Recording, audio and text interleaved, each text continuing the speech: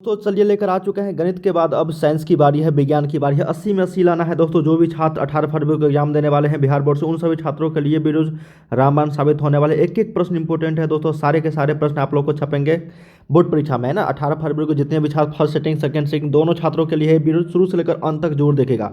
जितने भी छात्र चैनल पर नए हैं दोस्तों, चैनल को अभी तक सब्सक्राइब नहीं किया जल्दी से कर लीजिए, ताकि इसी तरीके से हम लोग जैसी न्यू वीडियो लेकर आऊँगा हर एक सब्जेक्ट का नोटिफिकेशन आपको मिलते रहेंगे। वीडियो के नीचे लाल रंग में सब्सक्राइब बटन होगा, दबा दीजिए और साथ में ऑल नोटिफिकेशन सेलेक्ट कर लीजिएगा। वीडियो को लाइक करके शेयर जरूर कीजिए एक एक छात्रों में, ठीक है ना।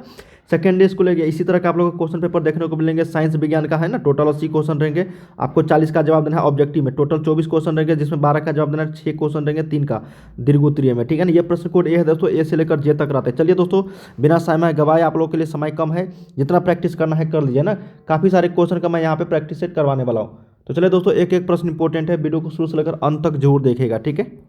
तो दोस्तों, इस सेट का पहला प्रश्न है दोस्तों, एक एक प्रश्न इंपॉर्टेंट है। वीडियो के नीचे आपको डिस्क्रिप्शन में वेबसाइट का लिंक है दोस्तों, इसको पीडीएफ डाउनलोड करने के लिए जाइए दोस्तों, सभी सारे डाउनलोड कर लीजिए। पहले वीडियो को शुरू से लेकर अंत तक जरूर, एक एक प्रश्न इंपॉर्टेंट है, फिर से बता रहा हूँ, ठीक है। चलिए, पहला क्वेश्चन है कि किस दर्पण का फोकस दूरी ऋणात्मक लिया जाता है। देखिए दोस्तों, किस दर्पण का, तो वो दर्पण है दोस्तों आपका अवतल दर्पण। अवतल दर्पण का जो फोकस दूरी होता है वो ऋणात्मक लिया, तो ऑप्शन नंबर बी के साथ चलना है। चलिए अगला प्रश्न देखते हैं हम लोग। कहा गया कि लेंस की फोकस दूरी और वक्रता त्रिज्या में क्या संबंध है। तो लेंस की फोकस दूरी और वक्रता त्रिज्या में संबंध है एफ बराबर r/2 या फिर r बराबर 2f। क्या होता है, r बराबर 2f या फिर f बराबर दोस्तों r/2, जो आपको ऑप्शन नंबर बी में है। चलिए अगला प्रश्न देखते हैं। निम्नलिखित में से किस माध्यम का अपवर्तनांक अधिक है। तो माध्यम जो होता है अपवर्तनांक जो, तो वो हीरा का अपवर्तनांक सबसे ज़्यादा होता है दोस्तों 2.42। क्या होता है, 2.42 होता है दोस्तों। तो ऑप्शन नंबर डी के साथ चलना है, हीरा का अपवर्तनांक सबसे अधिक होता है। अगला प्रश्न, सामान्य दृष्टि के लिए सुस्पष्ट दृष्टि की अल्पतम दूरी कितना है, तो 25 सेंटीमीटर। राइट आंसर हो जाएगा 4 का ऑप्शन नंबर बी। अगला प्रश्न, समय कम है दोस्तों, इसलिए मैं आप लोग को यहाँ पे काफ़ी सारे क्वेश्चन प्रैक्टिस सेट करवाने वाला हूँ, ठीक है ना। ये सारे प्रश्न इंपॉर्टेंट है और बिहार बोर्ड के द्वारा जारी ऑफिशियल क्वेश्चन पेपर है ये सारे, ठीक है। यहाँ से छपेंगे ही छपेंगे। पांचवा है कि श्वेत प्रकाश का कौन सा रंग किसी प्रिज्म से गुजरने के पश्चात सबसे कम झुकता है। तो आप लोग जानते होंगे दोस्तों, ये मान लो प्रिज्म है, इससे अगर कोई प्रकाश की किरण गुजरता है तो 7 रंगों में विभक्त हो जाती है। नीचे बैंगनी रहता है और ऊपर रेड। तो सबसे कम अगर झुकने की बात करें दोस्तों, तो ये आपका क्या होता है, लाल होता है ना। विबज्योर ऊपर वाला सबसे कम झुकेगा, नीचे वाला सबसे ज़्यादा, बैंगनी सबसे ज़्यादा, ये सबसे ज़्यादा याद रख लीजिएगा, बैंगनी सबसे ज़्यादा और लाल जो है सबसे कम, ठीक है ना। चलिए इस क्वेश्चन का 5 का सी हो जाएगा लाल। 6 नंबर, निकट दृष्टि दोष को किस लेंस के द्वारा संशोधित किया। निकट अवतल, अवतल लेंस, निकट दृष्टि दोष, ये उत्तल दूर हो गया उत्तल, ठीक है ना। चलिए अगला प्रश्न 6 का ए। 7 नंबर है दोस्तों कि वैद्युत प्रतिरोधकता किस पर निर्भर करता है। तो वैद्युत प्रतिरोधकता जो होता है दोस्तों, चालक की लंबाई पर, चालक के अनुप्रस्थ कार्य क्षेत्रफल पर, चालक के पदार्थ की प्रकृति, ये सभी इनमें से सभी हो जाएंगे। तो ऑप्शन नंबर डी यहाँ पे 7 का डी करेक्ट हो जाएगी। अगला प्रश्न, विद्युत शक्ति का एसआई मात्रक क्या है। तो विद्युत शक्ति का एसआई मात्रक जो होता है तो वाट होता है, जिसको हम लोग डब्ल्यू से निरूपित करते हैं। तो ऑप्शन नंबर 8 का ए यहाँ पे सही हो जाएगी। अगला प्रश्न देखते हैं 9 नंबर, एक यूनिट विद्युत ऊर्जा का मान क्या है। तो एक यूनिट विद्युत ऊर्जा का जो मान है 3.6 गुने 10 के पावर 6 जूल हो जाएगा। ऑप्शन नंबर 9 का डी यहाँ पे करेक्ट हो जाएगी। अगला प्रश्न देखते हैं, निम्नलिखित में से कौन सा कथन सत्य नहीं है दोस्तों। तो विद्युत जनित चुंबकीय प्रेरण पर कार्य करता है, बिल्कुल सही है ये। विद्युत मोटर विद्युत ऊर्जा को यांत्रिक ऊर्जा में बदल देता है। चुंबकीय बल रेखाएं परस्पर नहीं काटती है। फिर हरे विद्युत रोधन तराप पर आया, ये इसमें से कौन सा गलत है दोस्तों। ये सभी सारे सही है, लेकिन ऑप्शन नंबर डी जो है ये गलत हो जाएगी। हरे विद्युत रोधन वाला तार प्रायः विधुन्नमय होते हैं, ये गलत है। ऑप्शन नंबर यहाँ पे डी के साथ चलना है, ठीक है ना। ये गलत है और बाकी ये सारे सही है आपका, लेकिन सत्य नहीं है पूछा गया, तो ऑप्शन नंबर डी। चलिए अगला प्रश्न देखिए दोस्तों, आपको 80 क्वेश्चन में बस और आपको कितना जवाब देना है 40 का। तो आप आसानी से देख के आ सकते हो दोस्तों, जैसे आप लोगों को मैथमेटिक्स में दिया। फ्लेमिंग के वामहस्त नियम में बायां हाथ का मध्यमा संकेत करती है किसकी। तो फ्लेमिंग के वामहस्त नियम में बायां हाथ का जो मध्यमा संकेत करती है दोस्तों, ये करता है आपका चालक में प्रभावित विद्युत धारा की दिशा। तो ऑप्शन नंबर सी हो जाएगा, चालक में प्रभावित विद्युत धारा की दिशा। चुंबक के भीतर चुंबकीय क्षेत्र रेखाओं की दिशा क्या होती है। तो चुंबक के भीतर अगर बात करें चुंबकीय क्षेत्र रेखाओं की, तो ये दक्षिणी ध्रुव से उत्तर ध्रुवी, मतलब साउथ से नॉर्थ पोल की ओर रहती है। तो ऑप्शन नंबर बी के साथ चलना है। अगला प्रश्न देखते हैं दोस्तों, कहा गया दोस्तों कि नाभिकीय ऊर्जा का स्रोत निम्नलिखित में से कौन सा है। तो नाभिकीय ऊर्जा का स्रोत की अगर बात करें दोस्तों, तो ये ऑप्शन नंबर आपका ये हो जाएगा यूरेनियम, करेक्ट हो जाएगा यूरेनियम। अगला प्रश्न देखते हैं कि कली चूना का रासायनिक अनुसूत्र क्या है। तो कली चूना का रासायनिक अनुसूत्र जो है दोस्तों, ये 14 का जो है यहाँ पे करेक्ट आंसर हो जाएगा CaO, calcium oxide, option number B के साथ चलना है। अगला प्रश्न देखते हैं दोस्तों कि जल के वैद्युत अपघटन में कैथोड पर कौन सा गैस मुक्त होता है। क्या क्वेश्चन है कि जल के वैद्युत अपघटन में कैथोड पर कौन सा गैस मुक्त होता है दोस्तों। तो इसका राइट आंसर हो जाएगा हाइड्रोजन। 15 का बी आंसर हो जाएगा हाइड्रोजन। अगला प्रश्न देखते हैं दोस्तों कि बेकिंग सोडा का रासायनिक सूत्र क्या है।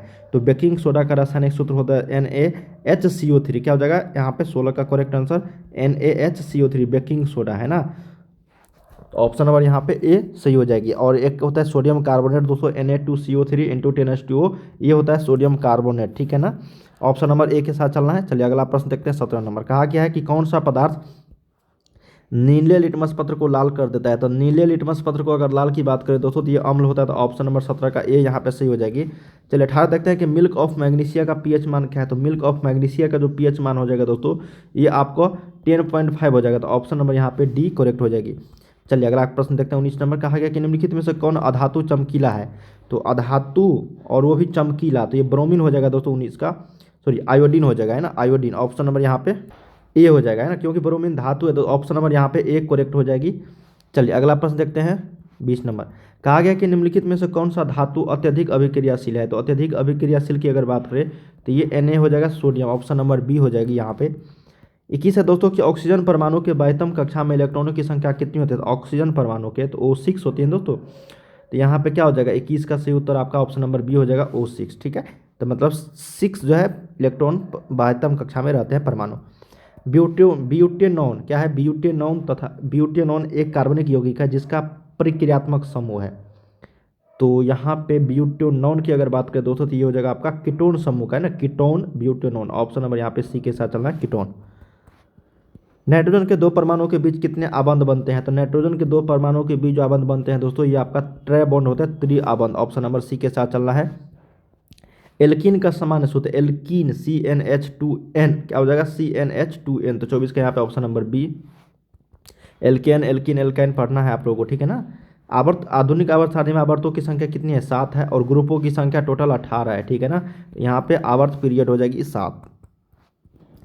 अगला प्रश्न है दोस्तों, कहा गया आपका कि समूह में ऊपर से नीचे जाने पर परमाणु आकार में क्या परिवर्तन होता है।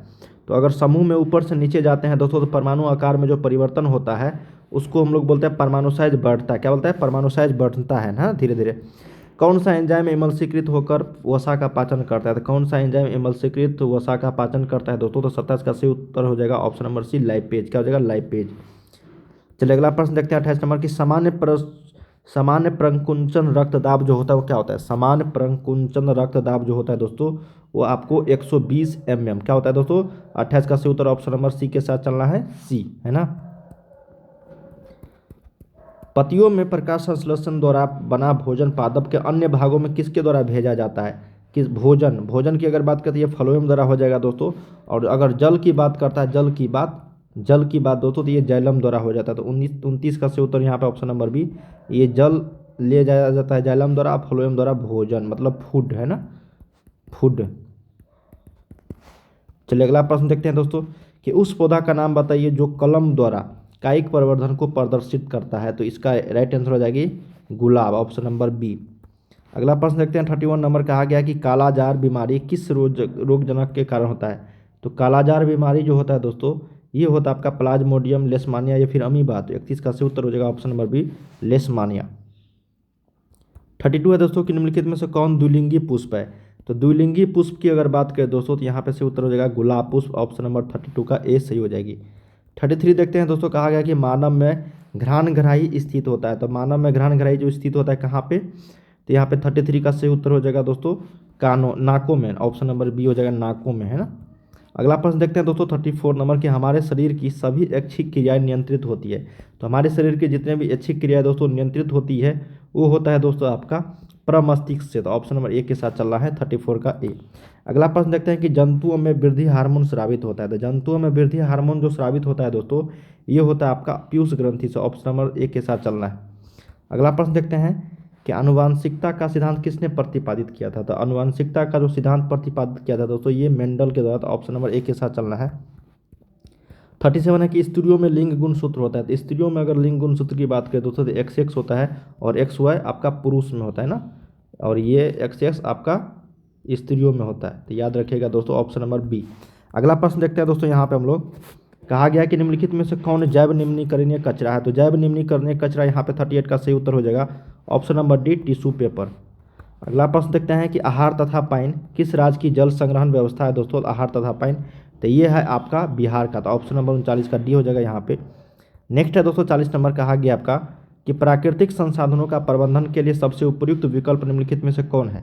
तो 40 का सही उत्तर ऑप्शन नंबर डी हो जाएगा, कम उपयोग, पुनः चक्रण, पुनः उपयोग, ये उपयुक्त विकल्प है दोस्तों प्राकृतिक संसाधनों का प्रबंधन के लिए। चलिए दोस्तों अब हम लोग लघु उत्तरीय प्रश्न देखें दोस्तों। लघु उत्तरीय प्रश्न की अगर बात करें तो ये सारे प्रश्न पूछे गए कि प्रकाश के परावर्तन या फिर अपवर्तन के नियमों को लिखे पूछा ही जाएगा दोस्तों, तो ये याद रखिएगा।